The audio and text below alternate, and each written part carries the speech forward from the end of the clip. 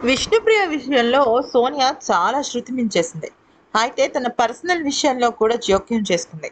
నీకు నిఖిల్‌కి మధ్య గొడవైంది. ఆ తర్వాత బాండింగ్ ఏర్పడింది. అది ఎందుకు అని జరిగిన ఒక చిన్న ప్రశ్నకి నువ్వు అడల్టరేటెడ్ కామెడీ చేస్తావు. ఆ అడల్టరేటెడ్ కామెడీలో నేను పార్టిసిపేట్ చెయ్యను.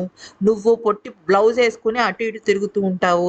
నీ బట్టలు సరిగ్గా ఏసుకోకుండా అవతల వాడిని అన్‌కంఫర్టబుల్‌గా ఫీల్ అవుతున్నారని చెప్పినా నువ్వు మీద మీద పడతావు అంటూ చాలా మాట్లాడింది. అయితే ఈ విషయం గురించి నాగార్జున ఓపెన్‌గా కాకుండా సోనియాని కన్ఫెషన్ రూమ్‌కి తీసుకువెళ్ళి, "సోనియా, ఒక అమ్మాయితో మాట్లాడే పద్ధతి ఇది కాదు" అని చెప్పడం జరుగుతుంది. ఆ తర్వాత విష్ణుప్రియని కూడా కన్ఫెషన్ రూమ్‌కి తీసుకువెళ్ళి, ఇద్దరిని కూర్చోపెట్టి మాట్లాడిన తర్వాత ఆ విషయాలన్నీ కూడా సోనియా నిఖిల్‌కిను, పృథ్వీకి ఖచ్చితంగా చెప్తుంది.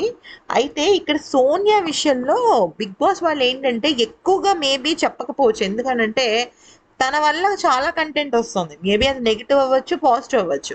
సో, తనని అంత అందరి ముందు అందుకే అంత వార్నింగ్ ఇవ్వకుండా కన్ఫెషన్ రూమ్‌కి తీసుకువెళ్ళి నాగార్జున తిట్టే అవకాశాలు ఎక్కువగా కనిపిస్తున్నాయి. మేబీ అది ఇవాల్టి ప్రోమోలో కానీ, రేపటి ఎపిసోడ్‌లో కానీ కనిపించొచ్చు.